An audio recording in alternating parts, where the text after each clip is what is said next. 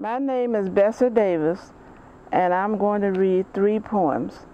My first poem is Tribute to Al France.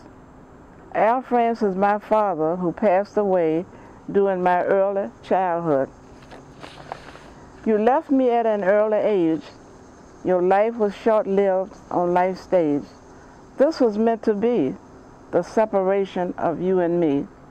When you left for better medical care, I wanted to visit you there. I missed you so much. Through letters, we kept in touch. A special person you were, faithful to your spiritual beliefs, loyal to your family, loyal to your job. I'm glad we had special times together, riding in the car, eating a Choctaw ice cream bar, getting rides on your shoulder, stopping by Richmond Pie Shop, stopping by Flippo's house for firewood, visiting Grandma's country home, enjoying her delicious sweet potato pies. I'll hold on to the memories, for they are treasures forever, and so I'll always remember the special times we had together. My second poem is The Lady and Her Cat. The lady in this poem is my mother, who enjoyed the company of her cat. The lady and her cat, close to each other they sat.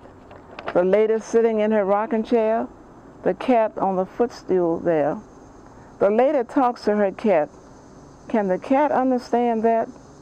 It's people and animal talk as they share their daily walk. They are devoted to each other. Why should they bother to change this lifestyle and separate for a while? It's comfortable living, attention given. It's happiness every day, connected in their special way. Fondness for each other, like a child and its mother. Close to each other they sat, the lady and her cat. My last poem is A Story with No Words. A story with no words can be shown by many forms of art. In this poem, we are reminded that through our actions we tell our story with no words. A story with no words, how can this be? A story in action is the key, the activation of love to see, an awesome breakthrough, everybody involved to do what it takes to lessen someone's pain, not letting your life be in vain. Lift someone from high to low. Don't ignore as you pass by, seeing a sister's or brother's need, the poor or hungry to feed. There's much to harvest in the fields if we could only yield to God's way and will, a laborer's work to fulfill. Through you, let God's light shine. Throw out a lifeline to someone to reel in from sinking. Show them a godly way of thinking. Do something for somebody today.